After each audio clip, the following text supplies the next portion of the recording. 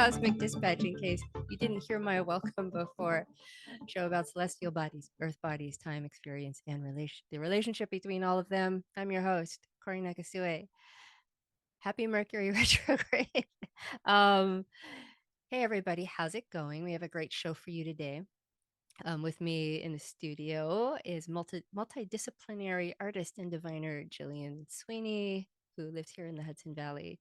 And she's going to talk with me today about this week's transits with special attention given to the full moon in Pisces that occurs this week.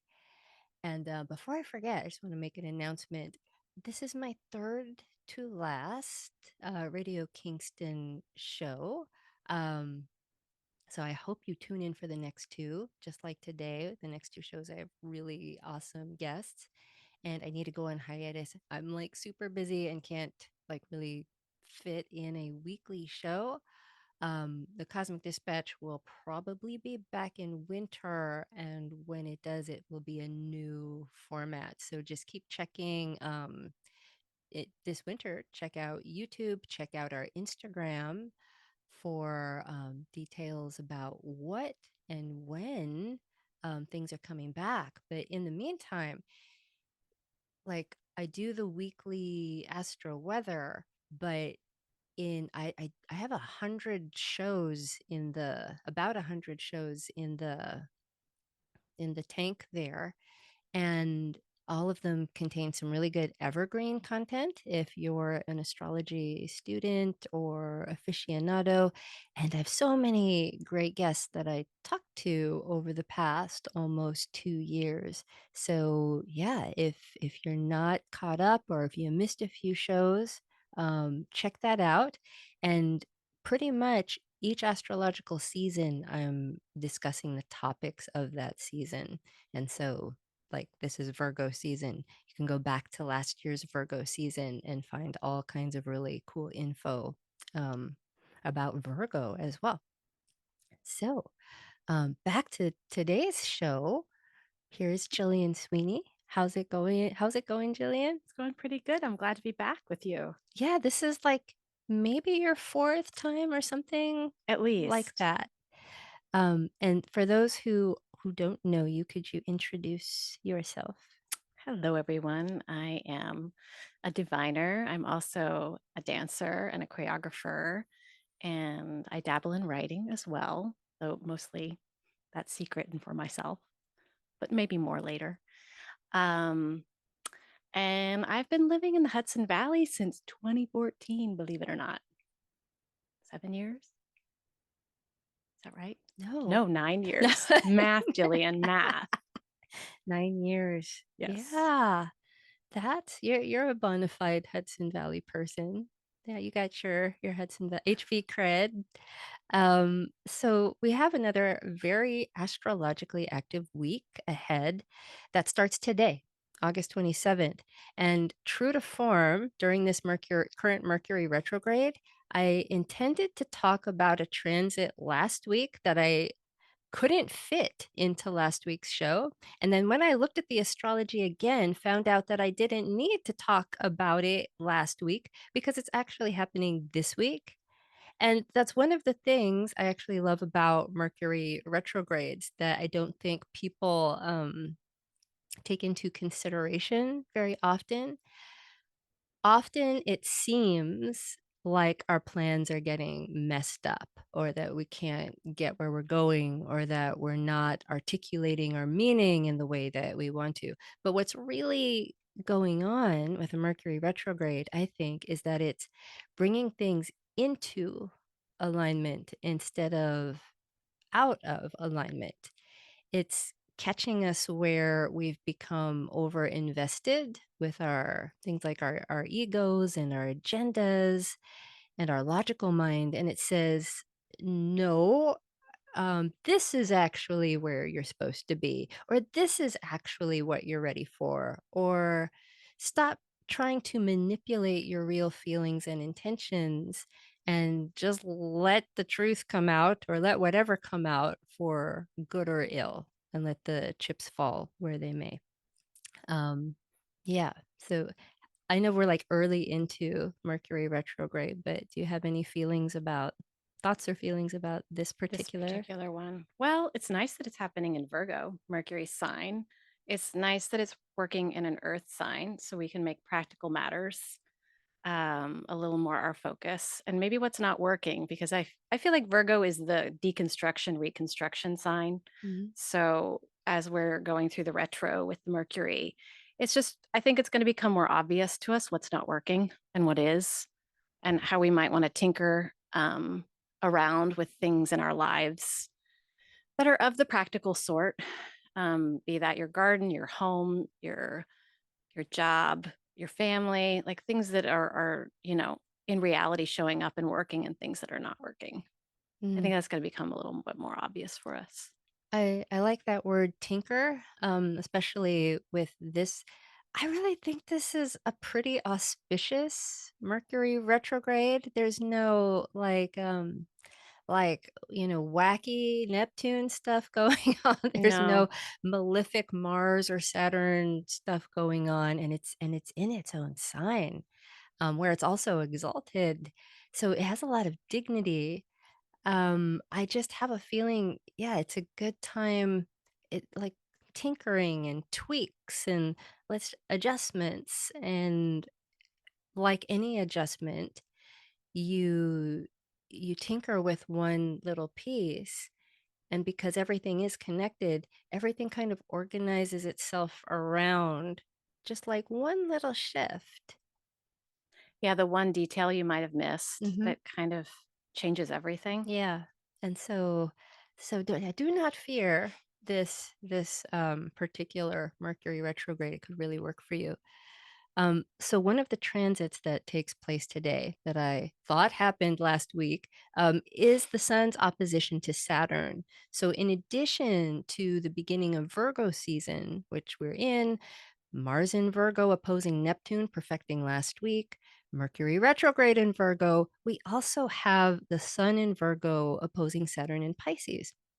And this has a similar flavor to the Mars Neptune opposition that we had last week, only it isn't as like fantastical.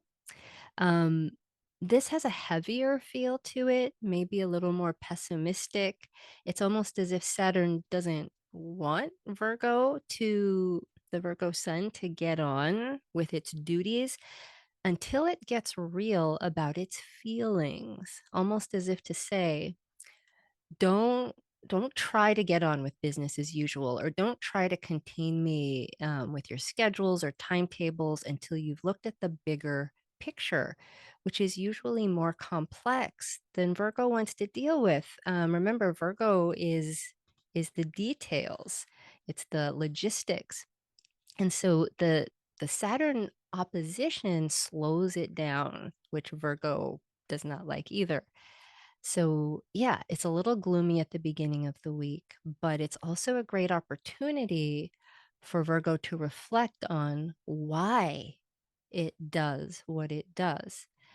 Remember last week, I said Virgo is very comfortable asking how, like, how does this work? And how do we do this? How do we make something real? But it's less comfortable, I think, asking why. I mean, why is very big and amorphous and kind of messy, but having a good why just makes Virgo feel a richer purpose and therefore makes it better.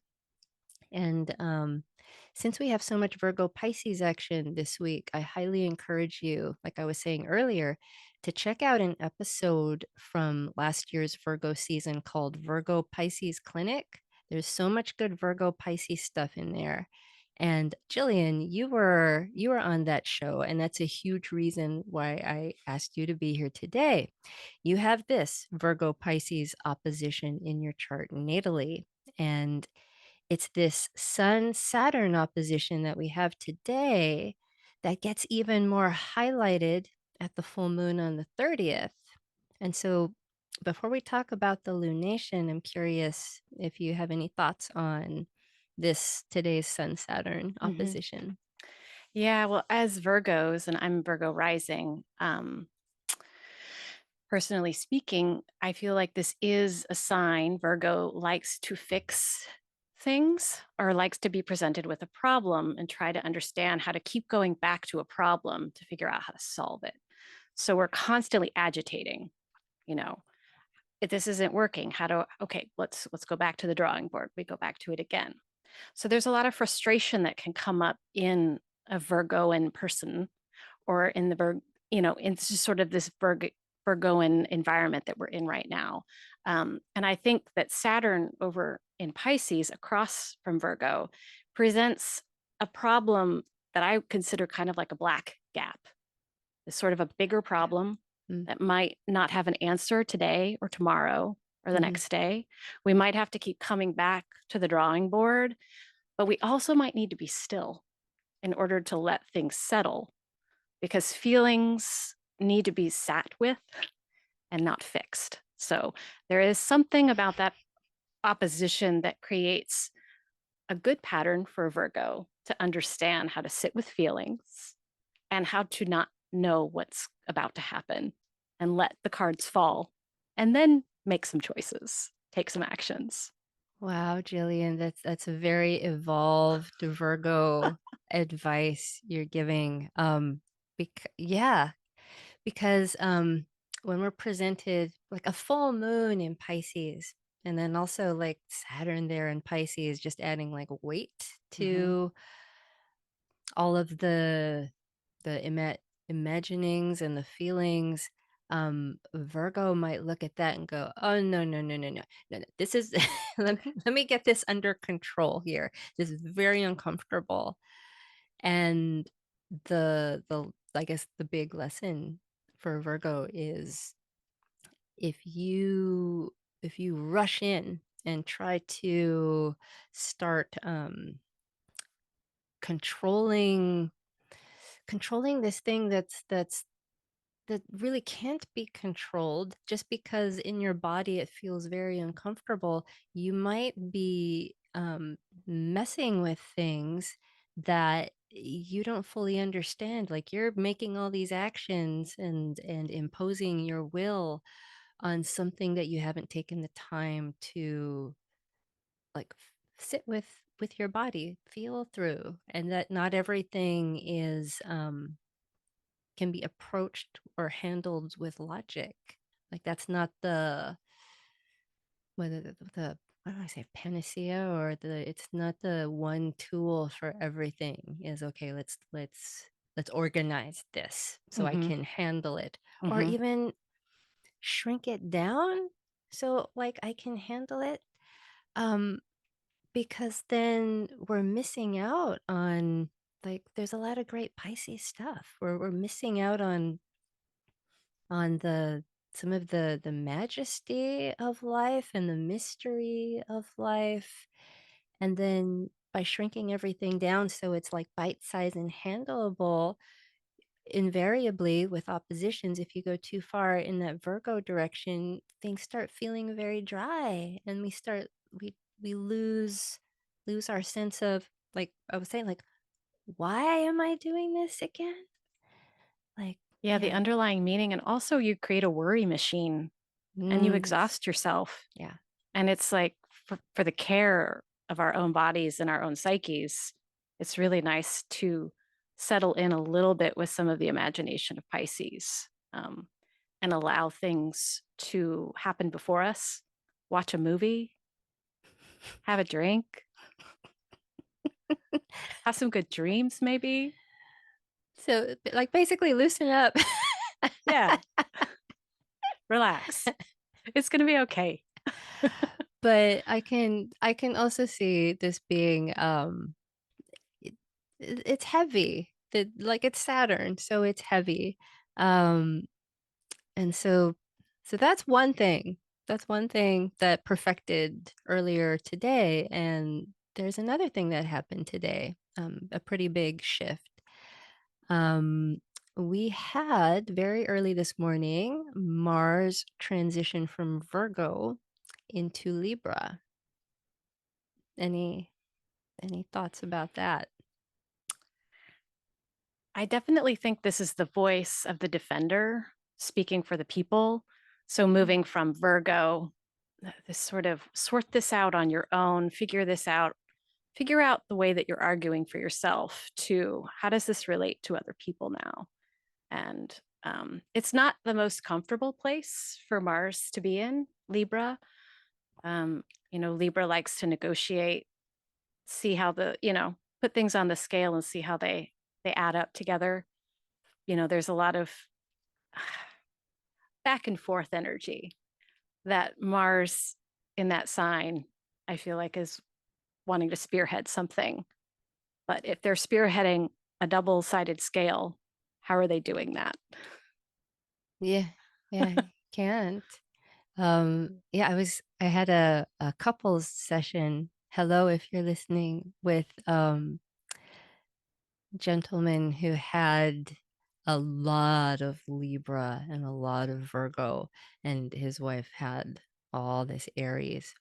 And basically, that's what we were talking about, like the main, like it came down to every single thing, no matter how, if it looked like, oh, it's all these issues, it's really one issue of her needing to take action with her body immediately, being decisive, and just like boom, off to the races before like telling anybody anything, and the sense of urgency against his need to sit, consider, weigh, take into account, a lot of different factors, and like that that tension of of I of her not being able to act and feel her vitality and her individuality and feel motion, and him feeling like she doesn't care,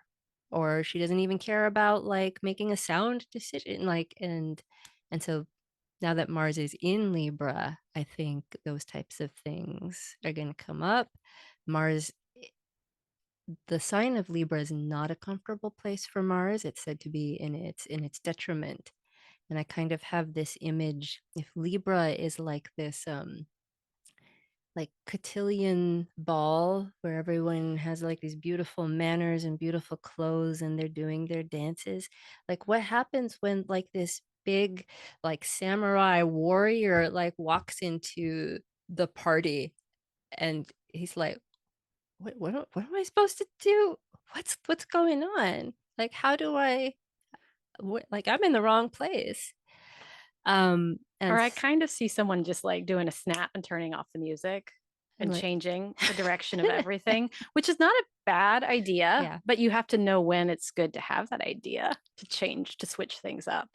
That would be a nice Mars and Libra way of going about making changes.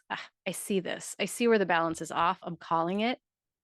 I'm calling this, and we're going to change the music now And it's going to be a little uncomfortable, and in the I'm process. confronting you with Right. this change. Right. And what do we do with that? I wrote down some, I just jotted down a couple things that came to mind, more than a couple things, when I thought about Mars and Libra. Um, Here's some phrases and some keywords. Charm, offensive. Something like using charm and graciousness and like weaponizing it.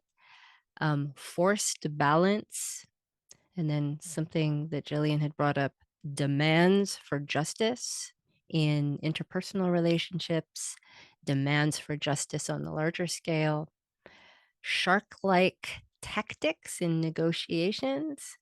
I also think about situations like two kids in the back of a car fighting, and mom and dad saying, "You better get along or you are going to be in trouble." It's like we have to like this almost like forced politeness or forced decorum under some kind of like duress. So this could be putting also just putting a lot of energy into relationships or negotiations. But also from the aesthetic standpoint, we could see things like aggressive beauty.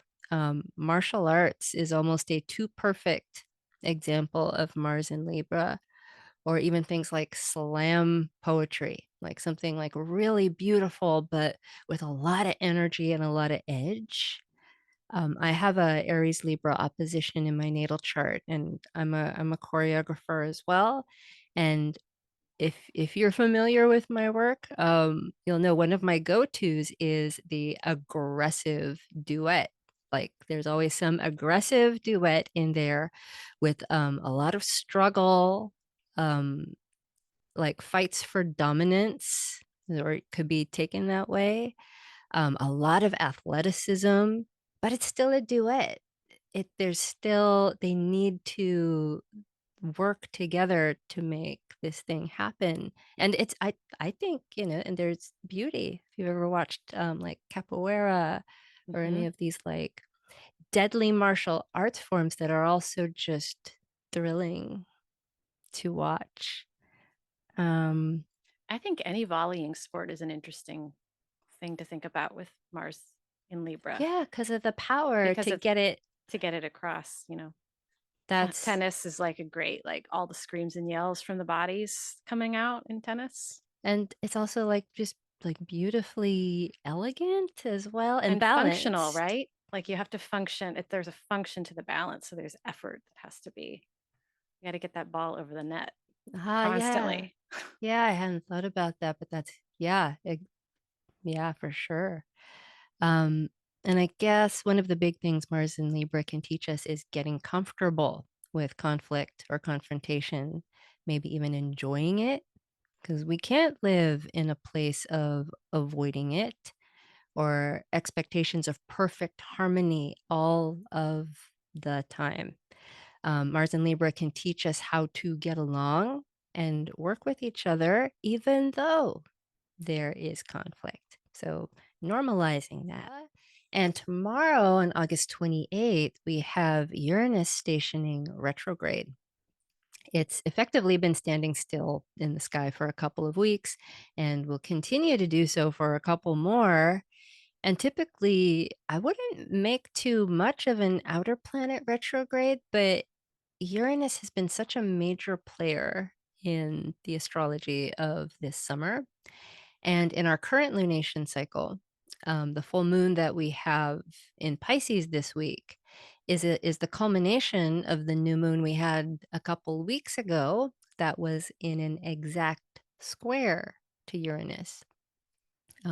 Before I don't have like concrete things that I, think about like, oh, I think it's going to express this way or that way. I mostly have questions. But do you have any thoughts about Uranus just hanging out there?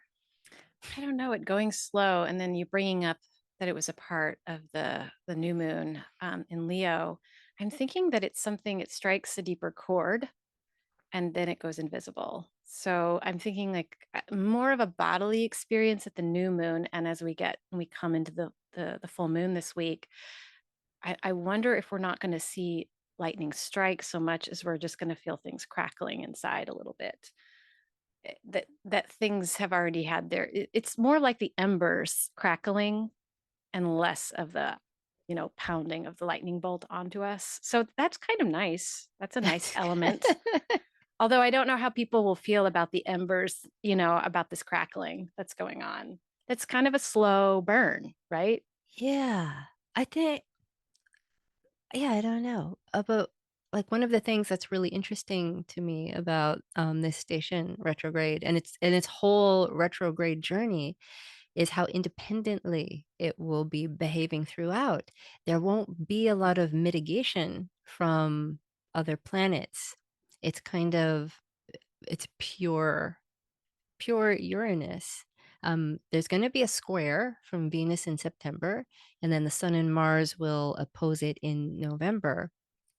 But that's it, Hmm. aside from lunar aspects. So, yeah, this could be.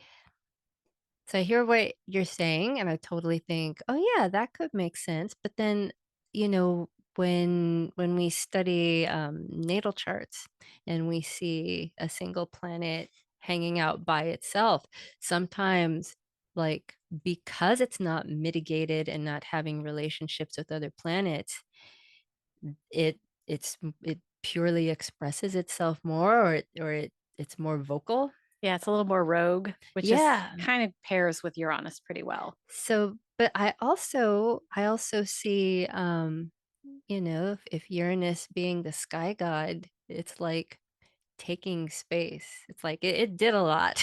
It's done a lot. And then it's just like I kind of own the sky for a while, and I don't need to be expressing. So I'm like curious of whether it's going to be like just more itself, or if it's just gonna assume a type of, I don't know, a type of like weird quiet authority Mm-hmm. up there. Mm-hmm. Like, It's so funny because you're thinking, I mean, they're both true, but I'm seeing you think about it in outer space, as it mm-hmm. is. And for some reason I'm bringing it into Earth, Okay. like earth tremors that are happening deeper. Because Taurus. Probably because Taurus. Is that why I'm thinking that? I'm Mm. thinking more, what's going on under there?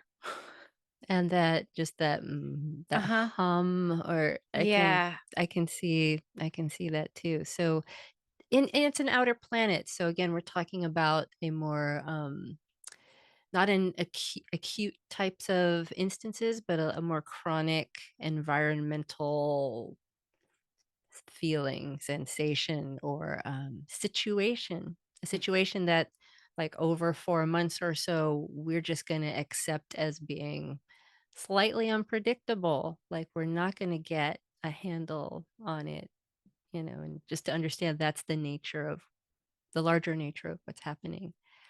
Um, so yeah, and so if it's hitting something in your chart, I'm wondering how that might express. And if you'd like to share, you can email us at thecosmicdispatch@gmail.com. Like, we'd really be interested to hear how that's popping up for you.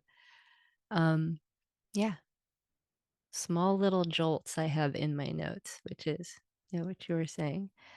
Okay, well, let's get to the one of they're all kind of big things, but I think this Pisces full moon coming up on the 30th is pretty big. And it just happens to be a blue moon. A blue moon occurs when we have two full moons inside of one calendar month.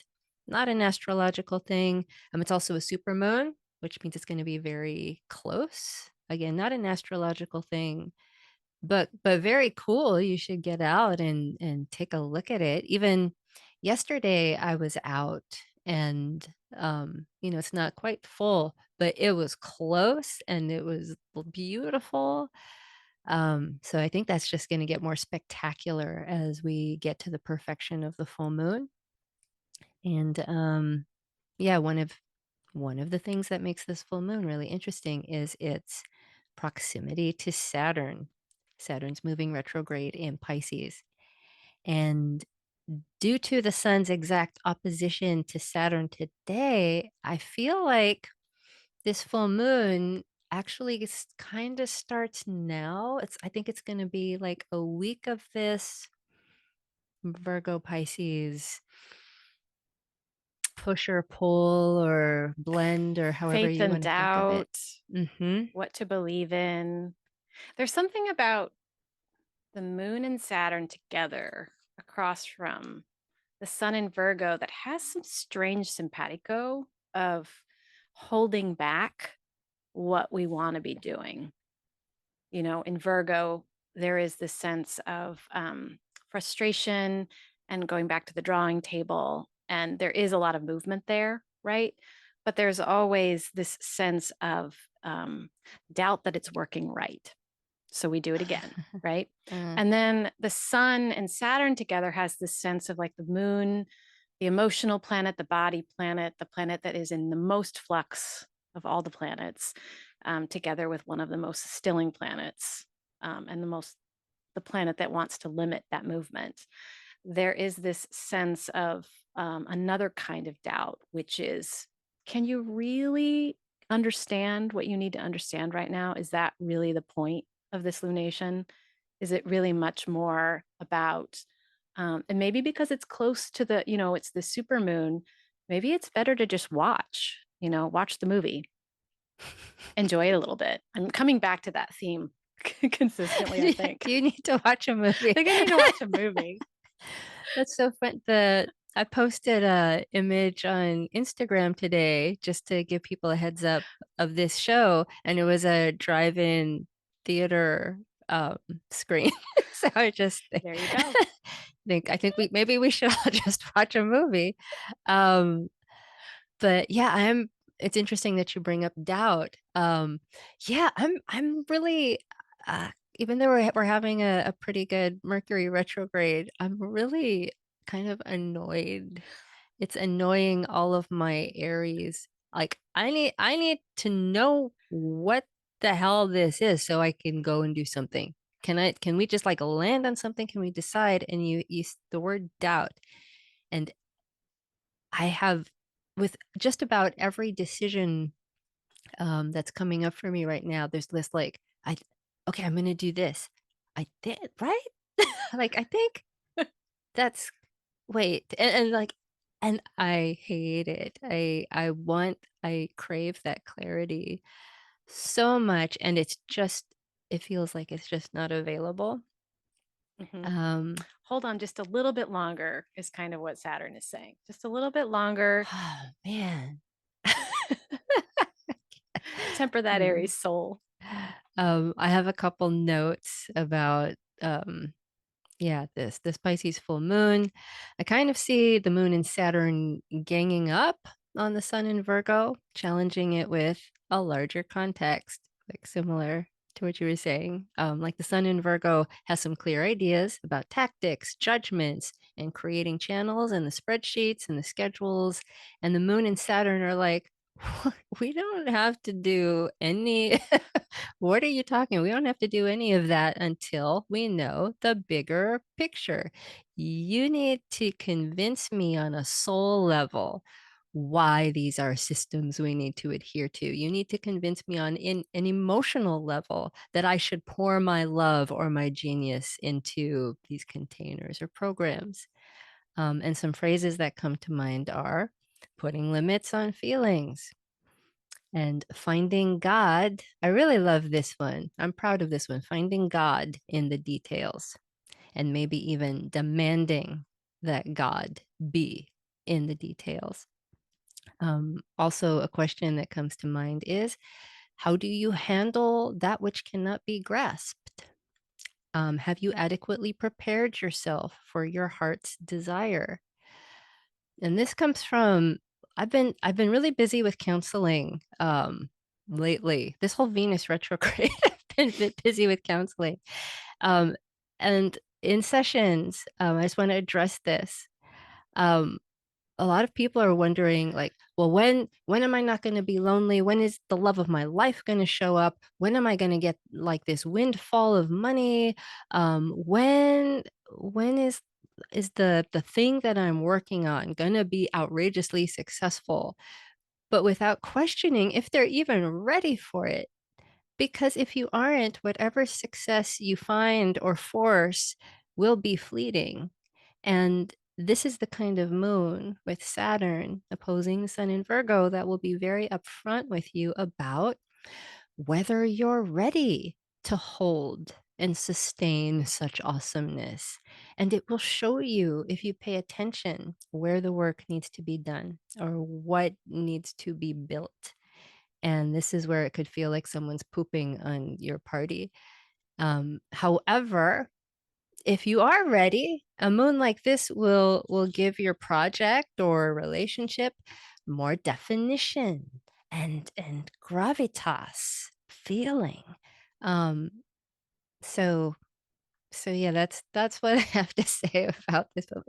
It's a tough It is. one. I got this image of looking at because I wrote my notes, in ink here, and I got this image of like, the Virgo writes the story with the text, and then Pisces just pours water over it, and it becomes this little watercolor marble thing, and then you've got to do the work.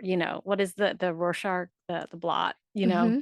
You've got to figure out what the meaning of something is based on the feeling instead of the Ooh. words. Oh, I love that.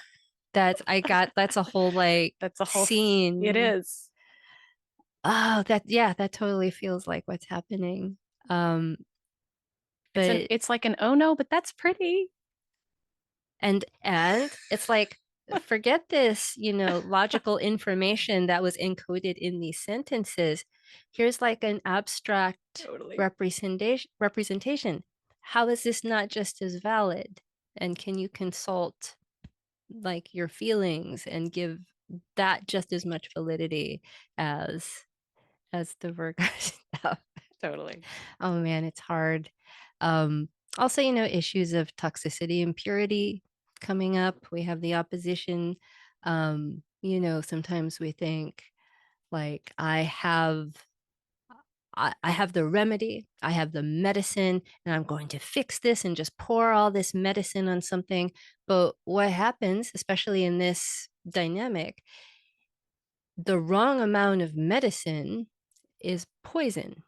Whereas also, if you like just watch a movie, have a drink, maybe just the right amount of poison could be a great medicine or salve. Like, so we don't want to like overdo on either end, but like how can we alchemize this medicine poison thing? That was another thought that came up. Toxicity, purity, another, Virgo Mhm. Pisces thing. But yeah, it's yes, like this full moon and this Virgo stuff I find like really annoying. But then like the more we talk about it, it's quite fascinating. There's a vividness, I think, that can come through that is not about the logic that you think that you need for this I feel moment. like we've come to the divination portion of the show to help people maybe get through this Virgo Pisces week. And I personally have some questions. Like you study tarot and I-Ching, and just to keep kind of trying to massage this Virgo Pisces thing, could you tell us about the Hermit card as it corresponds to Virgo? Sure thing. Well, I mean, the image of the hermit on the Rider Waite deck shows an older man holding a lantern up. He seems to be on a high cliff, or there's not a high cliff, but a mountain, so away from people. There's a solitude to this card, and there is a shining of a light, a lantern into the darkness. Virgo season is sadly, but importantly, the waning of our light.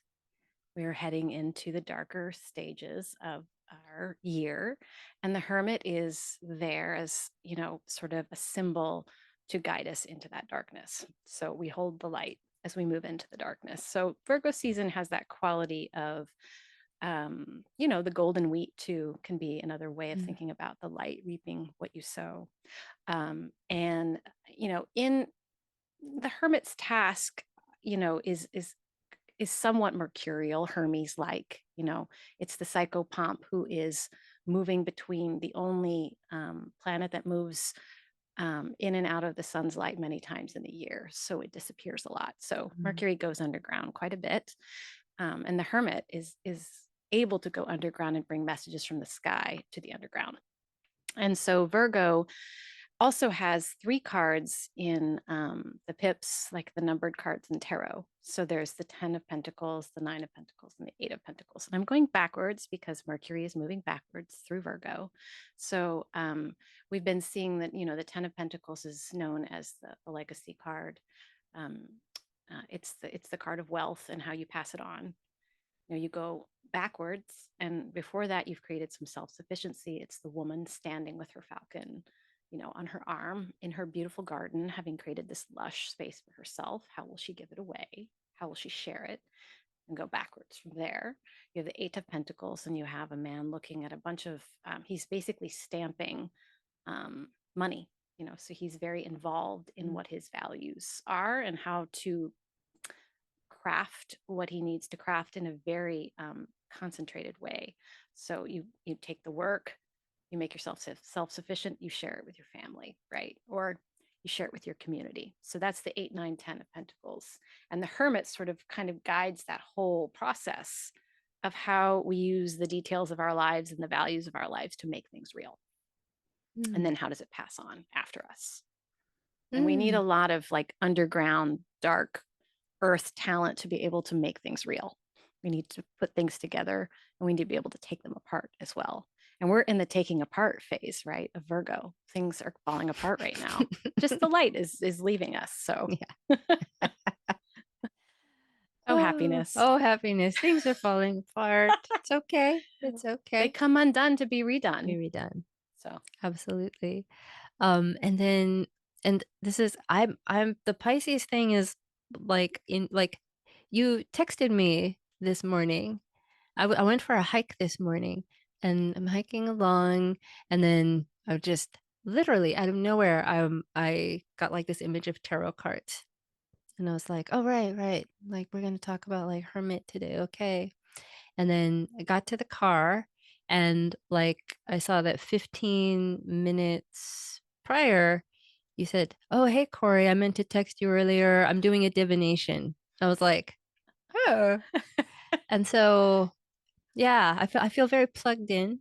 Um, and so you were doing a divination this morning, and it's for the week ahead? Yeah, the week ahead, especially with this, I really think this Pisces Virgo axis energy that we're working with, this supermoon energy that we're working with as well.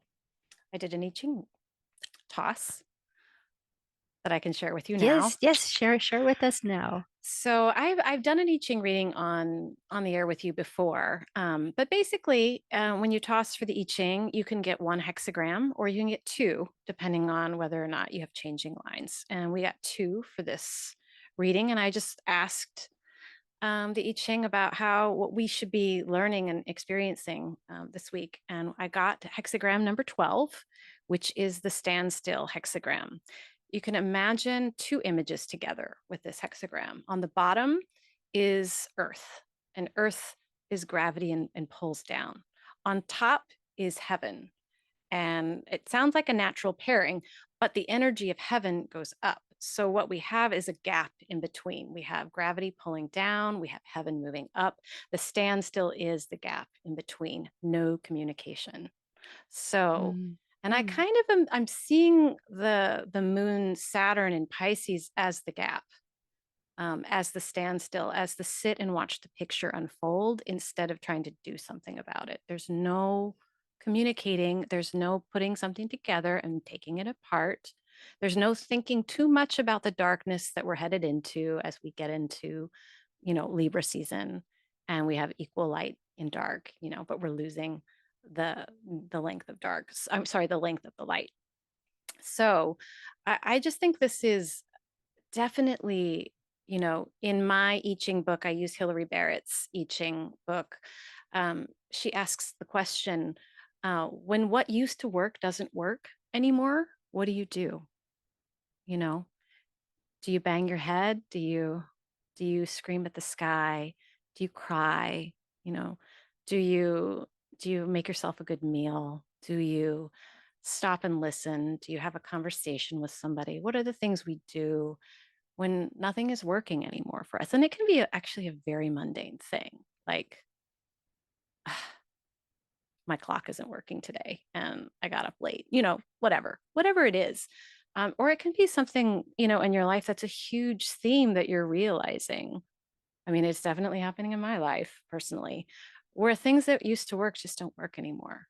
And as a Virgo rising person, it's terrifying.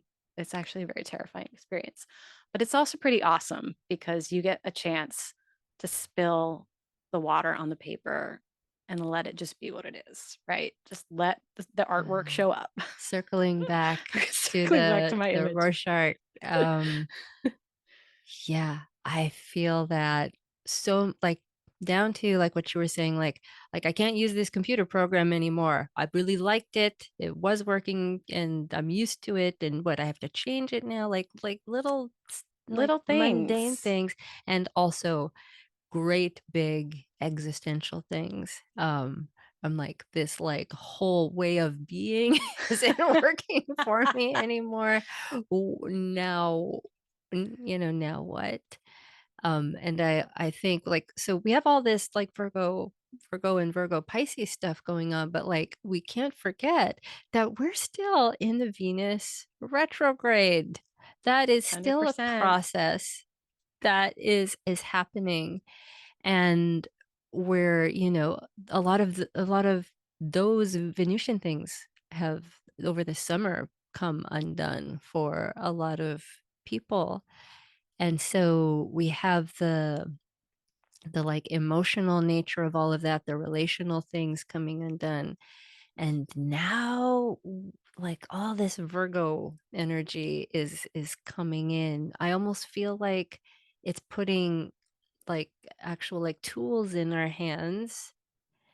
Um, and we're gonna want to start to tinker because of the Virgo stuff. But then what makes this very frustrating is then Pisces and like what you were just saying is like, hold on.